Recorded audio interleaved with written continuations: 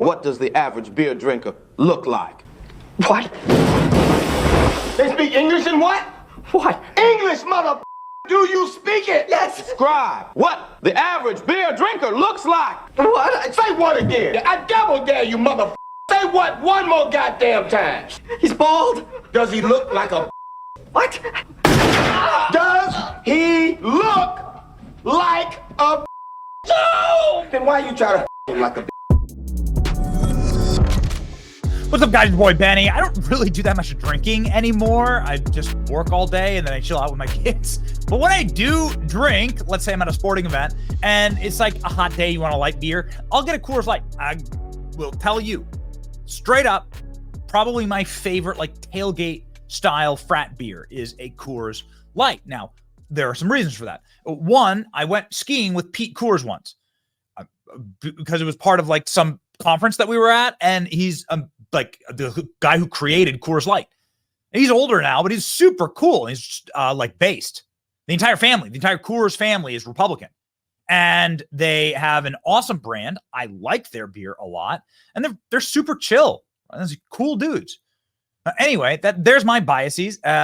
You won't be catching me with a Bud Light in my hand. You will be catching me probably with a Coors Light in my hand. Now, Coors Light doesn't have the same like woke sort of problems that Bud Light has had over the last couple of years. This is their Super Bowl ad, right? Their Super Bowl ad for 2024 is like a train that shoots through cities and is bringing people Coors Light. Pretty like standard beer ad, right? Look, everything's getting cold, like the Rocky Mountains, and everyone's getting a beer, and it's a hot day, and it's nice to have a cold beer on a hot day. So it really, the dog's water dish freezes, the guy's clothesline freezes, and the lady in a photo shoot freezes in her cowgirl photo shoot, right, on a soundstage. Got it. All right, music video. Okay, so what I'm saying here is that you probably haven't heard many problems with Coors Light being woke. However, Coors Light, publicly traded company, owned by Miller, which is owned by another massive beverage conglomerate. They all go the same way eventually. And who do you send in when you have a woke problem at your beer company? You send in the great Robby Starbuck. Last week, I messaged the executives at Coors Light, Molson Coors, to let them know that I plan on exposing their woke policies, and today they preemptively let me know that they are making changes. Oh, no.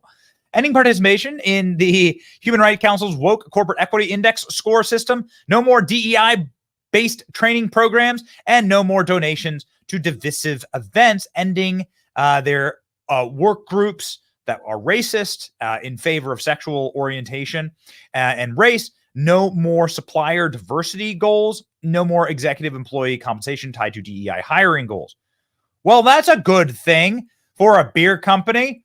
Why can't you just make beer? Why is this so hard? Why is this so difficult? He adds on here that we are bringing sanity back to corporate America. Tractor Supply, John Deere, Harley Davidson, Polaris, Indian Motorcycle, Lowe's, Ford, now Coors. We are a force to be reckoned with. We won't stop until the woke is extinct. Here's Robby Starbuck taking his victory lap here. Well, I got fantastic news for you. Another win. Last week, we reached out to the CEO and president of Molson Coors. You probably know them for their Coors beers. I was concerned about their woke and DEI-based policies, so I laid out my concerns. I was concerned about woke policies at Coors and DEI policies, so I reached out, I laid out our concerns, and I laid out that we were investigating for a story. After a little back and forth with them, I have got some fantastic news for you. Before we begin with the changes, though, I wanted to point out that this page used to exist, and it no longer does. Now that page looks like this. Isn't it beautiful? This email just went out to all Coors employees. So let's jump into the changes. First, there will be no more woke DEI trainings. Employee resource groups, or ERGs, that were previously separated across identity politics lines like race or what kind of sex you like to have are now BRGs, business resource groups, that are open to all employees. Coors is no longer donating to divisive events like pride events. Instead, they're going to be donating to their hometown communities and core business goals like alcohol responsibility, disaster relief efforts, and promoting access to higher education and job training for positions in their industry. Employee and executive compensation will no longer be tied to DEI hiring goals. Coors will no longer have supplier diversity goals that give preferential treatment to, quote, diverse suppliers. And I saved the best for last. At least my favorite part of these stories is always when the companies leave the HRC CEI scoring system. Yeah, Coors had 100 on the CEI scoring system, which is essentially a social credit system to push leftism into corporate America. I have had enough of the CEI scoring system, so I've got some great news for you. Coors is in fact stating that they will no longer participate in the CEI scoring system from the HRC. The Corporate Equality Index is on its way out. I love that this email ends with the Coors leadership team talking about the importance of unity, because unity is going to be found in our approach of neutrality and sanity. No more divisive social and political issues at work. They don't belong there. Work is going to be about work, and we're going to make corporate America sane again. Our movement is about something more than just ending wokeness. It's about ending the idea of a silent majority. There is nothing more shameful than the fact that for the past few decades, we've accepted the idea of being a silent majority. It has allowed a very loud, obnoxious group of people to take over the conversation on every important issue, and by proxy to take over every major cultural institution. Well, we're done letting that happen. We are speaking up now. I am your megaphone, but you're losing that fear of speaking up yourself, and you can do it in your community and speak up for your values, because sanity is making a comeback. If you support our mission to end wokeness in corporate America, then you can sign up to subscribe for $5 a month on my X page. Ladies and gentlemen, here is Robby Starbuck's X page, 600,000 followers. There you go. Rocking and rolling. Robby Starbuck is a machine, and he delivers on results. Delivers like a beer truck. Molson Coors rolls back DEI initiatives. It's light beer. You're making tractor. You're selling chicken feed. What the hell is wrong with you? Why do you have to take those companies that make motorcycles and sell lumber and turn them into progressive activist groups? It doesn't make any sense. You're stealing our dollars. I mean, it makes perfect sense, actually. You steal the dollars of Christians, of conservatives, of America Firsters, and you launder that money through your corporation and agitate against your own customer base. It doesn't work out well in Hollywood. It didn't work out good in Star Wars. It doesn't work out great when you spit into the face of your paying customers. And ladies and gentlemen, it's now on the total and complete collapse. Great job, Coors Light, a conservative from Boulder. Coors' large presence here in Colorado. Let's bring back a world of colorblind equality, not DEI. That's exactly right. Molson Coors rolling it back. Another American classic brand rolls back DEI after backlash. Coors has a really cool brewery and outside of Denver. I encourage everybody to go see it. It was a really nice time. I had a nice time there. So Robby Starbuck getting his due here. After Coors is up after rolling back. It's amazing what happens. All these stock prices go shooting up when they say that they're dropping DEI, and they're firing all these worthless DEI managers.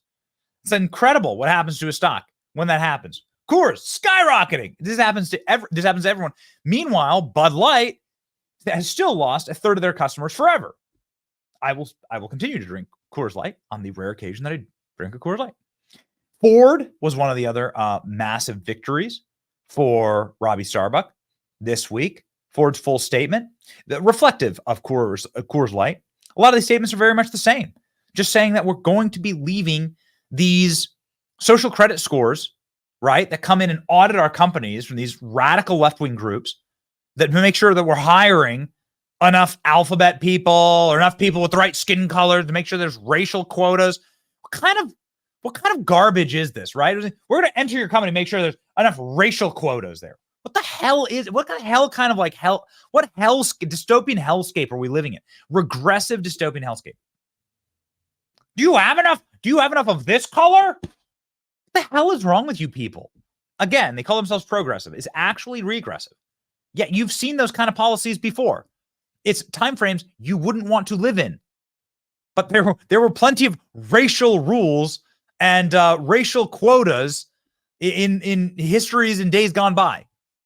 And you wouldn't want to live in that you would be repulsed by that in a modern society. But yet they are bringing it back. The antithesis, actually, the antimatter to Martin Luther King Jr. is this. Ford becomes the latest company to roll it back. The human rights Human Rights Council president claps back at Ford Motor Company. He claps back. They're so professional. They're clapping back. Look at it. Look at the mafia tactics of this. This is a mafia tactic. It's a mafia. If you don't do exactly as we say, we're going to slander you.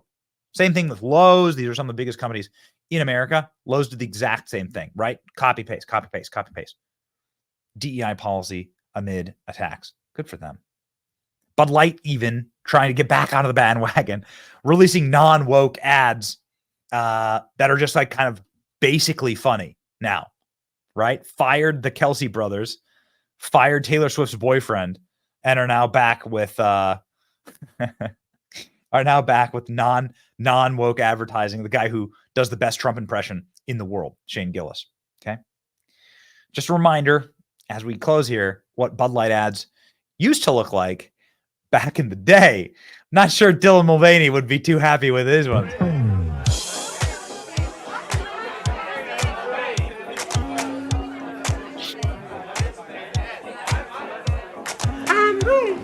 Bud Light, please. Tonight's ladies' night, and there's a special on Bud Light.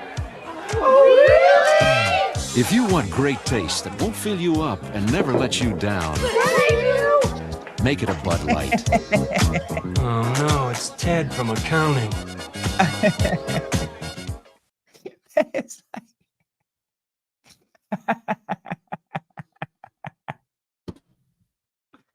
There's so many layers. You know what, Bud Light? Here's the deal. You want to cancel the entire boycott? I will lead the charge to cancel the boycott of Bud Light if you put this up during the Super Bowl. All you have to do is put up your own old ad. You already paid for the ad. You already own it. You already own it. Just put up your old ad. Put this ad up during the Super Bowl as your Bud Light ad, and then you'll catch me leading the end of the boycott. Bud Light. You're playing for Bud Light, lady. Boys are back in town. These guys are good. Who are you calling guys? Yeah. Looks like you're in the finals. For the great taste that won't fill you up and never let you down, make it a Bud Light. You're the defending ladies pool champion? Yes, I am. Oh my God. Bud Light. It would actually be perfect. Be perfect. Then you wouldn't be losing to Coors. Come on. Some free advice from your boy Benny. Like, share, and subscribe. See ya.